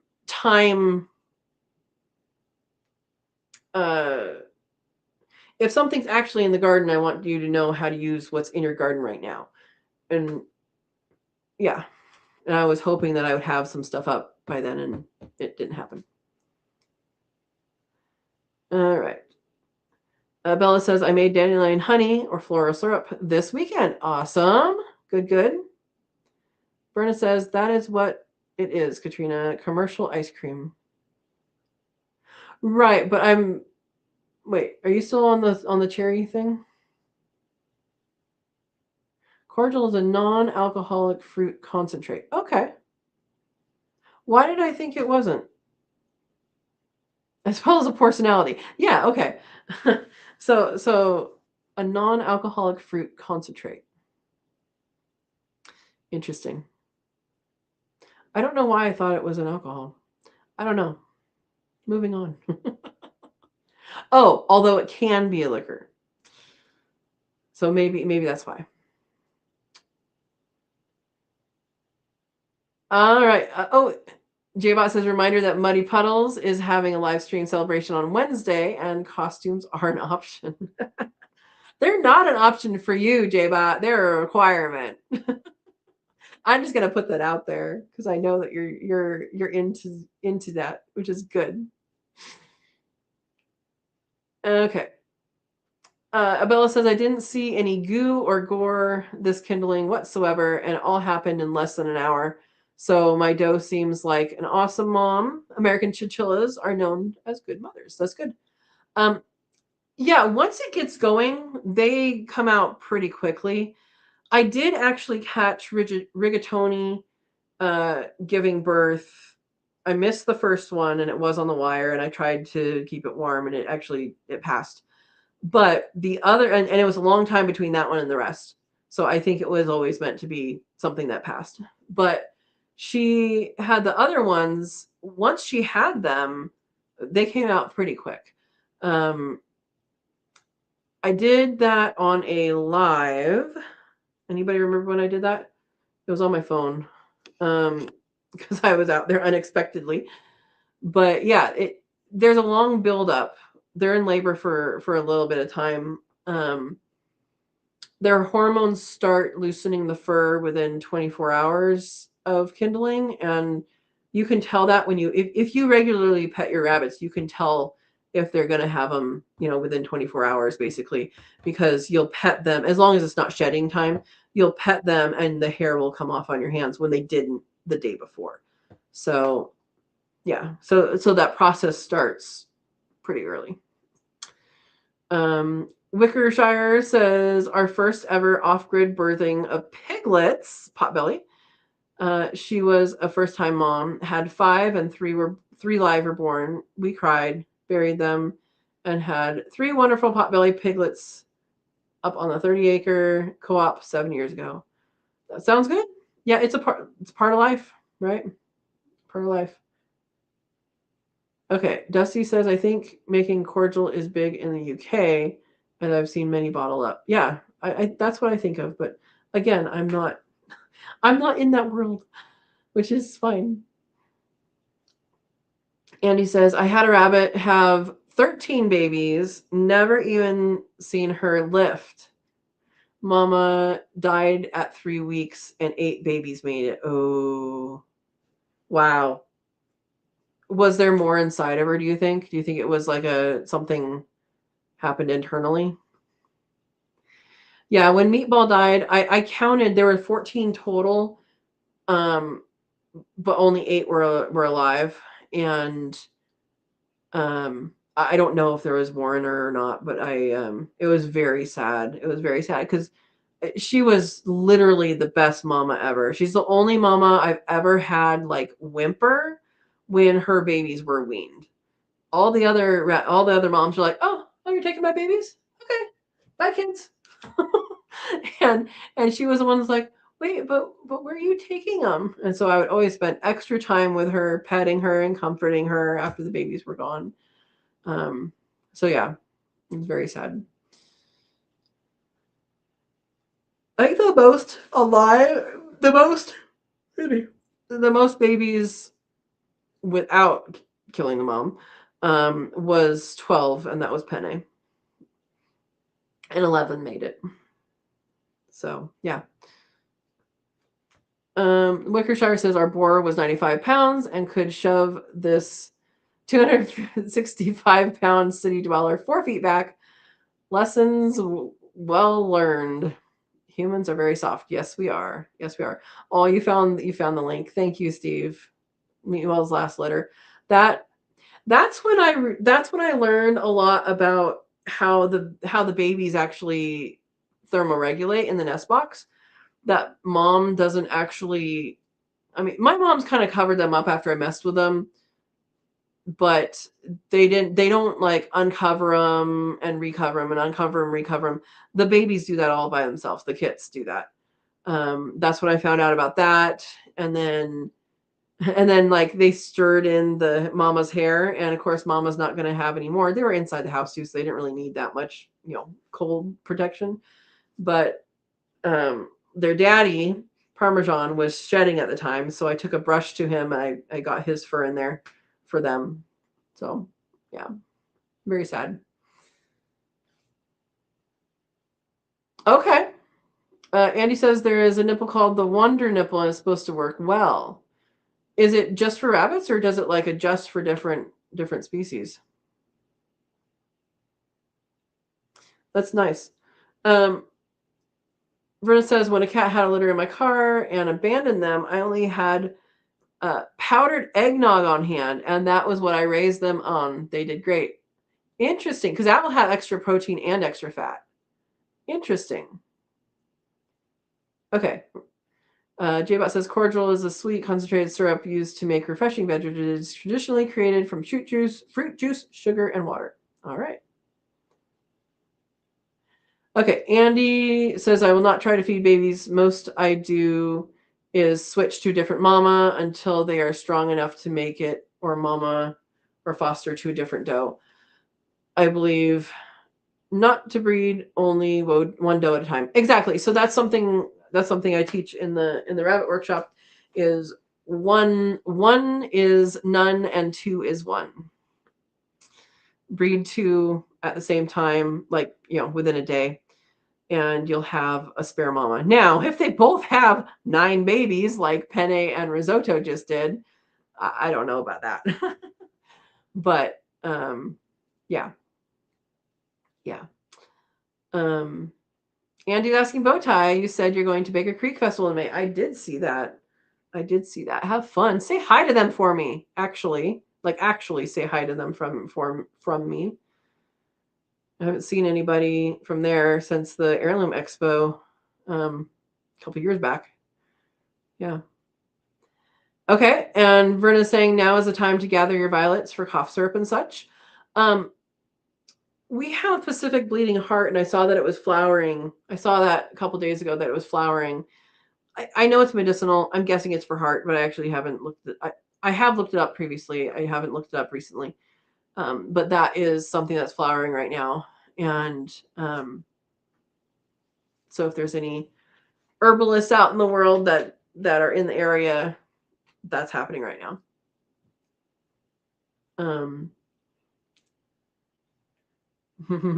Mama Kitty just jumped up on the bench here. Okay.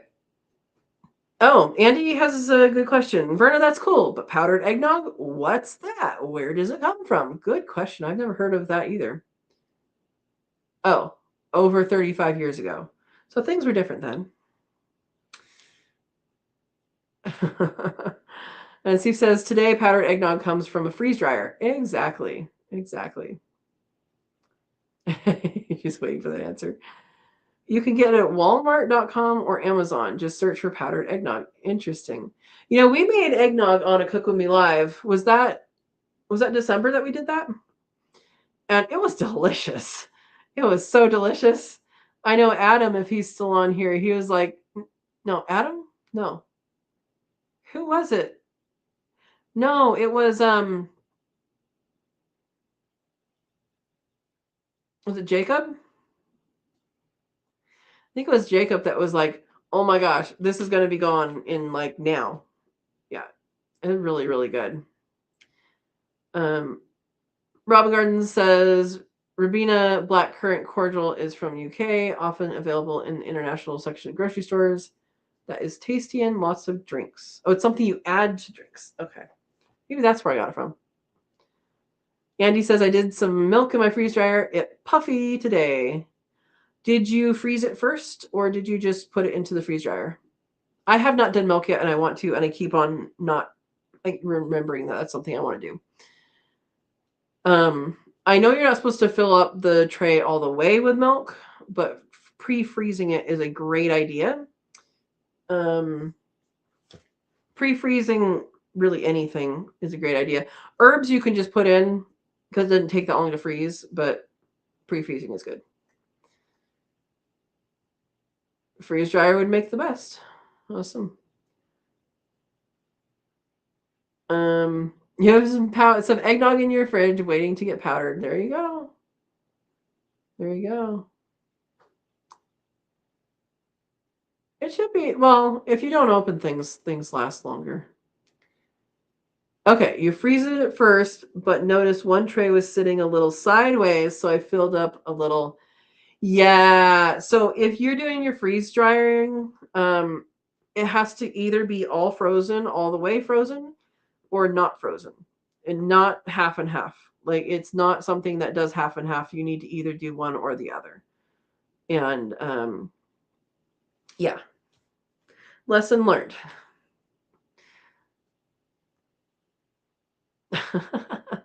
Half cup, all right. Care for your small pet. Okay, so it's multiple species. That's interesting. Thank you, Steve, for looking that up. Oh, marketed for squirrels and possums. Okay.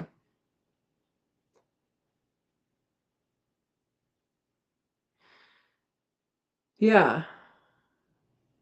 I'm just saying be prepared when you have rabbits, it's a good idea to just have stuff at hand to deal with that if mom doesn't have milk for whatever reason. That was one reason that happened one time. Before that happened, ZD was a breeder that I had, and she had babies, but her milk never came in. And I don't know why I said that, Adam. It was Jacob. I just remembered it was a guy.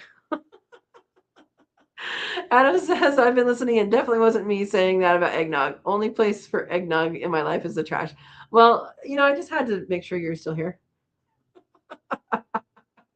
Oh no, on top of what you already put in the trash, Steve? Oh my gosh. Oh, okay. You bought it a week before Easter. It was Easter eggnog. Easter eggnog. Never heard of such a thing. It makes sense. Pink cartons, and the date's still good. Okay. All right. And J-Bot's heading to bed. Thank you for stopping in. Thank you. Thank you. And have a good week. No, it was Jacob that and he's not here, so we can talk about him, right? That said that he's gonna eat like the whole thing. I think it was like gone a couple days later. It was really tasty, especially with fresh nutmeg on it. And then we had to have a discussion about, how much nutmeg is too much nutmeg because you can't have too much nutmeg, like medically. So look that one up. But fresh nutmeg. And by fresh nutmeg, I mean, they're dried, but you grate it fresh. So good. Yeah. Robin's laughing. My hubby would sell his soul for good eggnog. Ooh, we made a good eggnog. I made a non-alcoholic kind, and PJ made the kind with alcohol in it, and so we shared both. I'm like, I'm not gonna make that, but you're welcome to make it. Okay, what's your step now? Yeah. Yeah, I've never seen Easter eggnog, Andy. Dusty's saying, nice chat. Have a great week. Have a great week, Dusty. Thank you for coming. Steve says, Andy only saw the eggnog. It was in a pink container. Oh my gosh. Yeah, you can have too much nutmeg. Don't even add any in my pumpkin pies. Oh my gosh, you're sensitive to it then. I don't remember what it does. I'm gonna look up what it does. Too much nutmeg. Symptoms. Side effect? Side effect.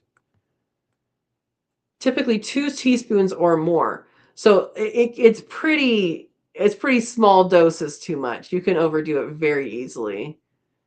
Unpleasant and potentially this is the AI overview. Unpleasant and potentially dangerous side effects due to myristictin toxicity. Yeah, toxicity. I said that right.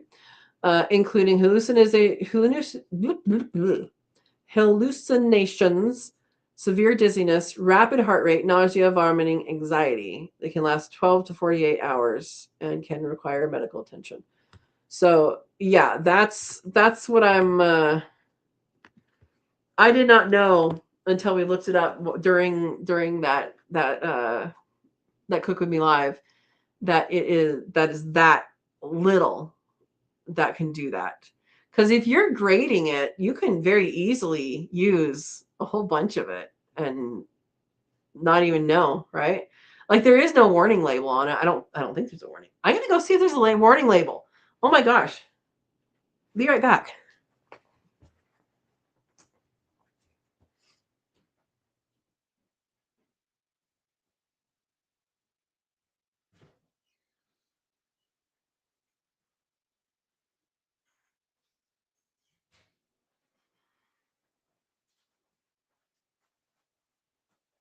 Okay, I'm back. We're gonna see if there's a warning label. Okay. Your source for true flavor.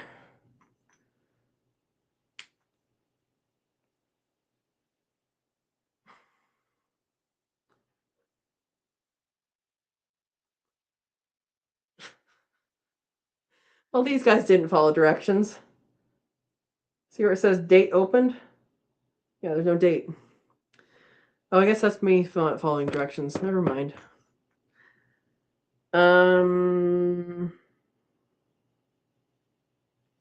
Yeah, absolutely no warning label. Nutmeg is an aromatic spice used in both sweet and savory dishes, great over potatoes, egg and cheese dishes, meats, custards, fruit desserts, and souffles. Flavor, mulled wine, eggnog, and chocolate drinks. No warning labels. And 2 teaspoons is all it takes for like some pretty bad effects. It smells so good. Anyway, thanks for hanging on in there. I think there should be some warning labels on that, considering how the low dosage can have medically necessary stuff happen. Okay. Robin saying, "Oh, good night to Dusty." Okay.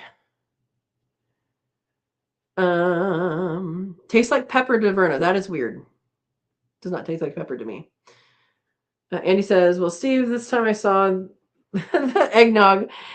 It wasn't until I was putting in my fridge I noticed that it was pink with rabbits on it." Oh. Adam says, "I love the flavors of eggnog. It's the thickness I can't stand." Did you know if you make it yourself, you can make it as thin as you want? There you go. There you go. There's your encouragement. Yeah. Next time Andy hacks up, we can say too much eggnog or nutmeg. Yep. Yep. Oh, you don't like it. Okay. Nutmeg on cream spinach. So yummy. I am not a fan of cream spinach. And nutmeg on it sounds very funky. But that is more for you to have. Creamed spinach. Yeah. I don't like the mushy spinach. I like it not mushy.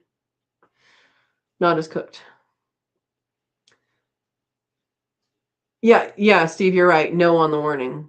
Yeah. If foods that cause problems had to include warning, they'd have to all come up with a pamphlet. That's true, but it's just the amount of it is like, and I'm guessing they mean like, and grated or, whatever, because each nutmeg is like, here's a whole seed or fruit. I think it's a seed. I mean, that's grated. It's got to be that kind of dose. Yeah. I don't know. Andy loves eggnog. With a warning, it would tempt kids to try it. It would also inform people to, not go bonkers on it. Desiree is chiming in. Spinach in soup for me. Yeah. Yeah. Also, like, I don't like the creamed asparagus either. That's it. Creamed asparagus is a very Midwest thing. Is creamed spinach a very Midwest thing too? I don't know. I don't know if it is or not, but I've never had creamed asparagus outside of the Midwest. It's always fresh asparagus, which is so much better. Steve says 2 teaspoons. You'd have to eat both spoons, as it wouldn't count spread out as an ingredient, like tasty pumpkin pie. I think you don't know how much nutmeg I was putting on my eggnog. Or how many cups of eggnog one can have in one sitting. Oh. Never heard of those before. TBH. I don't know what TBH is. You've never heard of nutmeg? Is that what you've never heard of? Nutmeg is one of the spices in, like, pumpkin spice. It's probably pumpkin pie or pumpkin spice and eggnog are probably what most people know them from. And you just grate it. Yeah. To be honest. Creamed veggies. It's in my mind, it's a very soggy way to eat vegetables that a lot of people like, and I don't like them that way. A lot of people do. Steve says, I'm Midwest, but poor, so never had cream spinach. It's more of a German thing than a Midwestern thing. I think of I think of the Midwest as being somewhat, German and Scandinavian as a general overtone. But maybe that's just the people I have met there. Abella says, have a lovely night, everyone. Thank you for coming, and thanks for sharing your bunny's good news. Yeah. Berta says, I didn't know about the effects of nutmeg when I pulled a trick on some kids I hung out with as a teenager. Ooh. Is there more to a story than that? Sweet nutmeg dream, she says. Steve says, Desiree, I think she knows nutmeg. It's creamed spinach she had not heard of. Okay. Yeah. Creamed spinach is, and Robin can correct us. I think it was Robin that said that, right? Yeah, what is creamed spinach exactly? I've never made it. I've had it.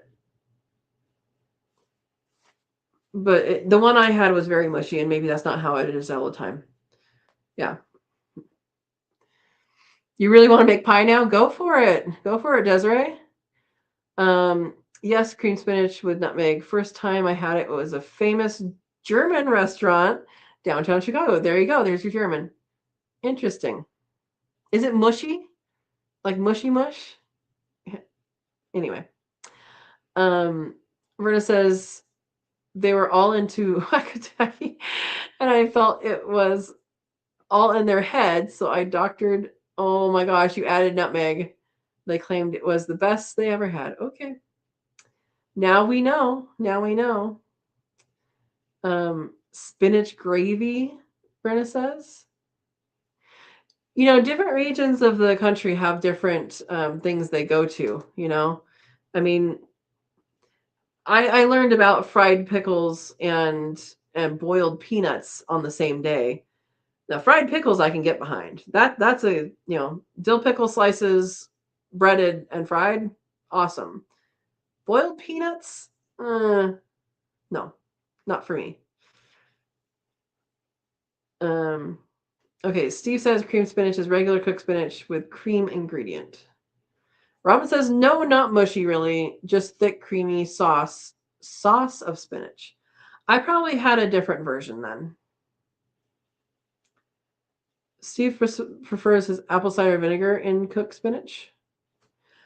Spinach and a lot of greens having an acid in there, like apple cider vinegar or lemon juice, that does bring out the nutrients in the greens. Yeah.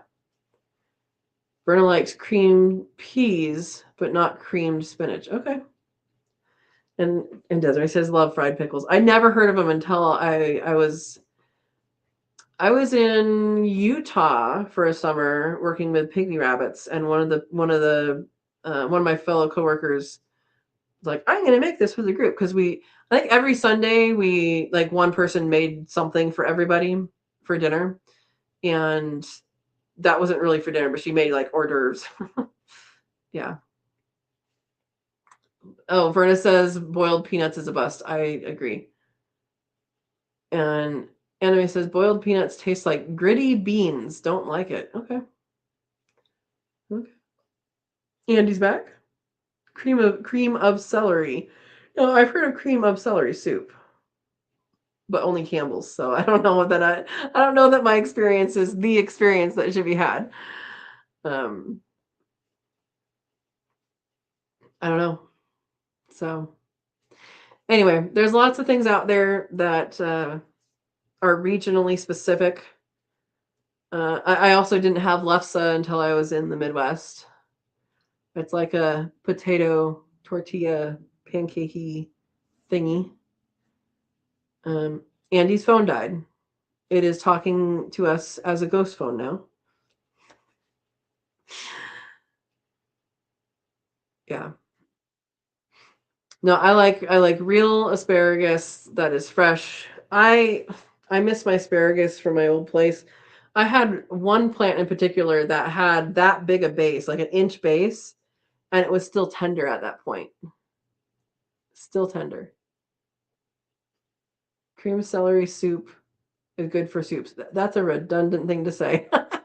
I know you're saying to put it into another soup. Yeah. Boo? Why are we booing?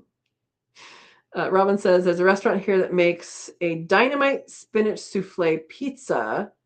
OMG, that is so yum.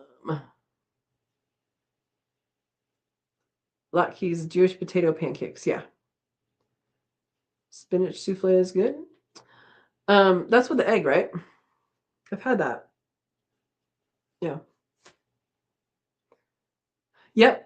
Andy says I have a purple asparagus that is about that big too. I think it may have been, what did I plant? It was probably Jersey Giant. Because I think what I had is Mary Washington and Jersey Giant. I think those are two varieties that I had there. And I'm just guessing which was which. Yeah. Verna says, yep. Better made with quail eggs. Most things are. Most things are. Yeah. Quail are good. I do miss quail eggs. I'm getting chicken eggs from the neighbor, buying chicken eggs from the neighbor. So I have that. I have a good source. I have a couple of good sources because my ladies are not, I think they're done laying. I really do. I think they're done laying. Overraptor didn't lay all last year, and Smilo had a funky lay some for a week and then not for a couple, and then lay some here and then lay some here, and so she was very inconsistent. Yeah.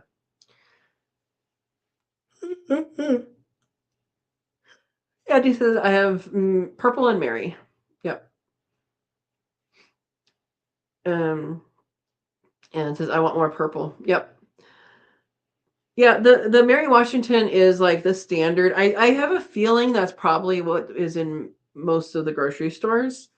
There are other varieties that are more tender as they get bigger and all of that. And there's white ones that I'm guessing. I am guessing, and somebody can let me know if what I'm saying is true or not. I'm guessing the white ones that you see in the store are just blanched, that they are covered up with soil or covered up with something blocking the sun so that they don't get color. Otherwise, I don't know of any ones that come out white. Does anybody know if what I'm saying is true or not?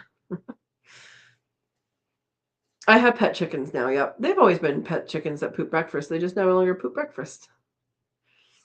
Yeah. Andy says, I freeze dried some asparagus a week ago.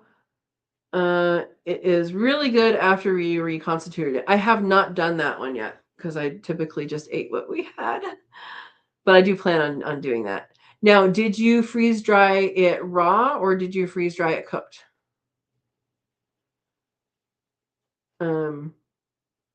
Yes, and I'm down to two chickies. Rexy passed this last summer.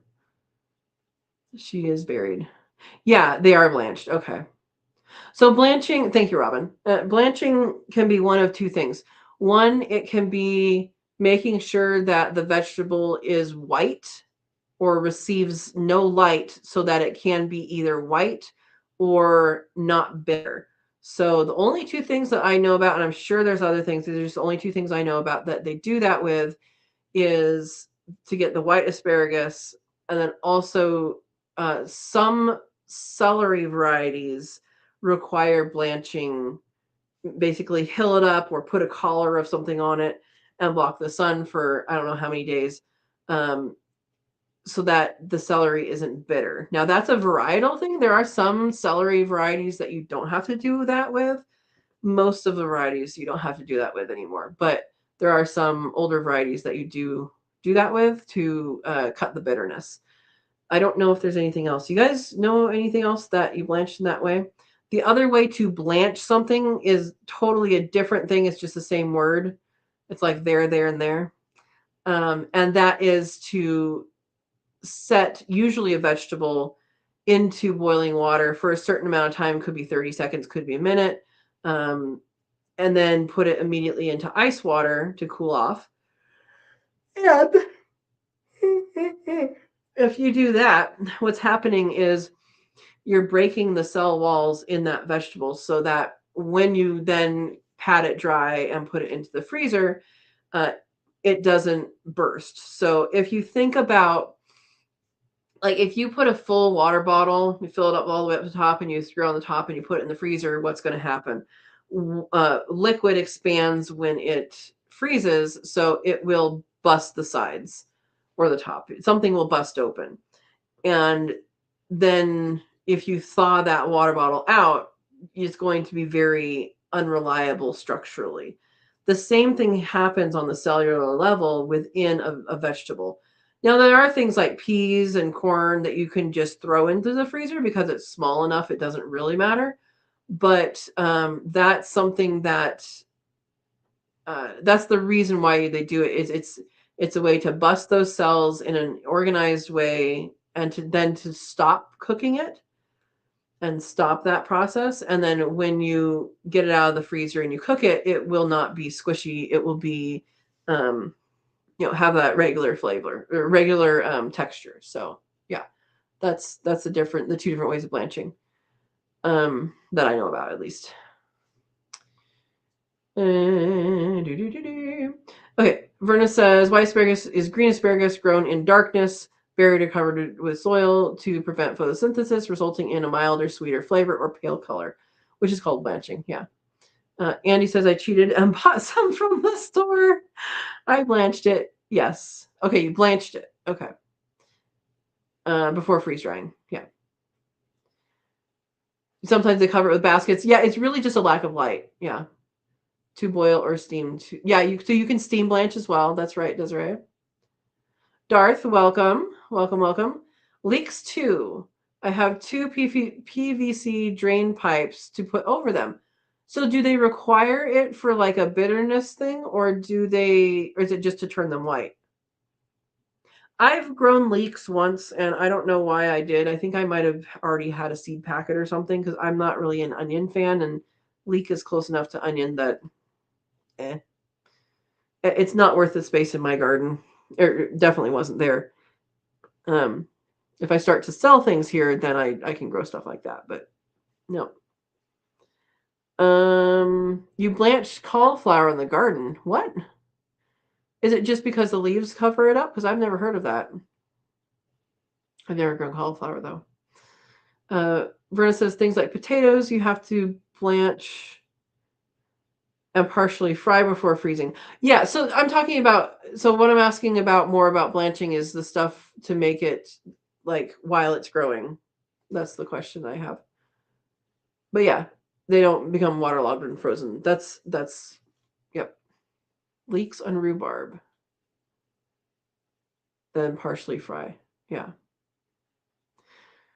If you're partially cooking it, that's called par cooking. It's a term. Yay, Scrabble. Robin buries her leeks deep for long white blanched end. And Darth says the white part of the leek tastes better than the green leaves. All right. There you go. If you blanch dandelion leaves, will be more mild tasting. Try it. I don't like onions, Robin. I was the kid that if there were onion rings, I would take the onion out of the ring and eat the ring. I don't like onions. I don't. Now, I mean, if they're like mixed into something, then it's cooked and it's like a salsa that like it's like the juicy of that, and that's a flavor that goes in it. That's fine, but I'll still pick out the chunks. I love garlic. I love garlic. Yeah, I probably buy 3 or 4 onions a year for various recipes, and I go without for a lot of the recipes. And most of the times I buy onions, most of the time it's because I'm doing a cook with me live video that requires onion. And even then I only use like half of it. Or sometimes, a lot of times I use the minced, like the stuff you buy, the dried minced. And the silly thing is, I don't like onion, but they don't make me cry if I cut them. So I can cut them all day and never cry. But which seems unfair to onion lovers.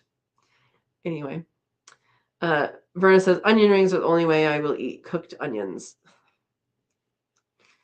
And there's better things to bread than onions. I just have to point that out. Pickles, for example. Steve says there are self-blanching varieties have leaves that grow to cover the head. So he's talking about cauliflower.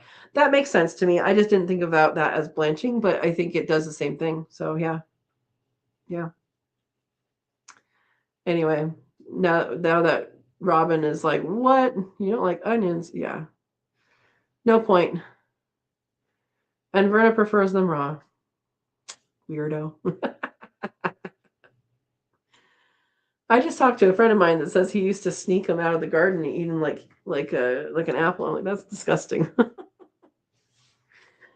Oh yeah. So Andy got a flower carving from Baker Creek that turned out pretty cool. She put it in her freeze dryer. Got 2 jars. I can put the 2 smaller ones in. Plan to glue them to the lids and do an upside down jar like a snow globe look. That sounds wonderful.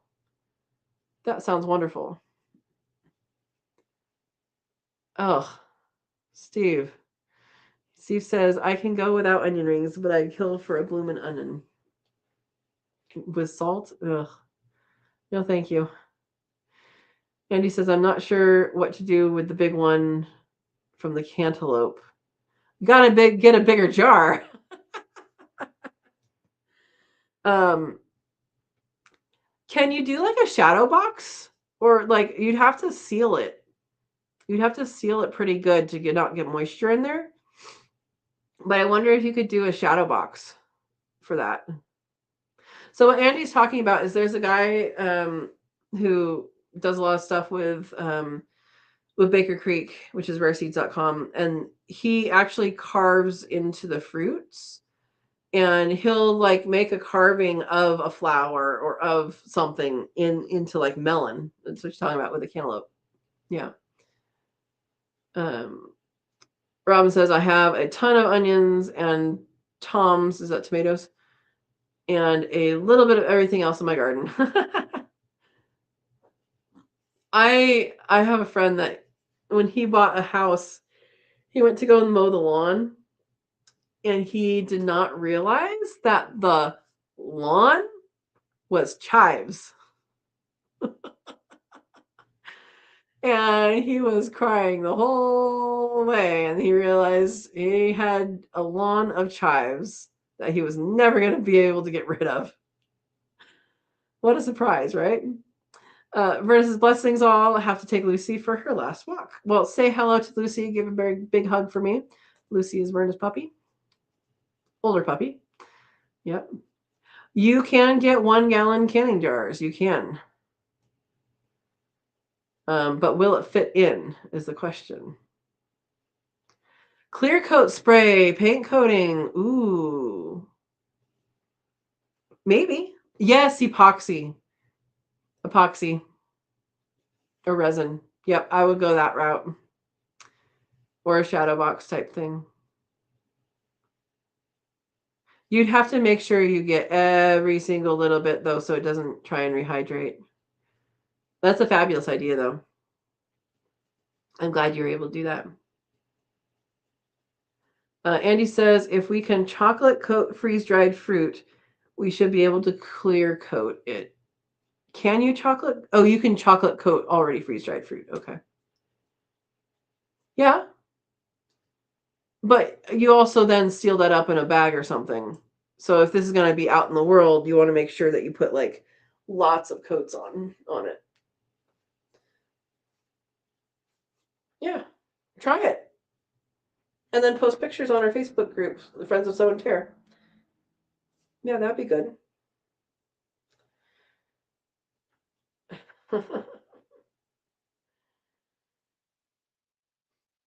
Yeah. I wonder. I think the shadow box or doing a coating is going to be best. And I think epoxy or resin. And I think Steve has the right idea. Yeah. Cool. Cool. All right, guys. Well, I still need to make biscuits for for dinner, but also for the video for tomorrow. So get ready to pick some dandelions if you want to make some dandelion jelly. And we'll go from there. Andy says my dad freeze-dried some flowers from my mom's funeral and put in a shadow box that they removed all the air. Yeah, that's a great idea. Robin says, night, yawning too. Thank you for coming and have a good night. All right, guys, I'm going to head out. I'm going to feed some bunnies. I already moved the pasture bunnies. Upstairs bunnies have to get their dinner. And kitties need their dinner too.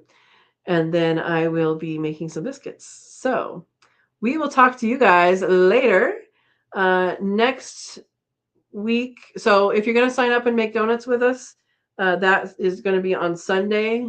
So there's a join button down below, or there's a link down below for joining. And that is a monitor. You pay for that. Not very much, but you pay for it. We're going to be making donuts on Sunday at 12:30 Pacific time. And then Monday will be the next live. So there you go. Yeah, gotta make that rabbit tractor right after those biscuits. Exactly. I have a ways to go before they need to be out of there. I have almost 5 weeks to do that, which means I have like 2 weeks, right? Isn't that how it works when you build things? I haven't even finished my videos for the how to build a rabbit tractor yet. I need to do those. The how-to videos take a long time to edit. Yeah.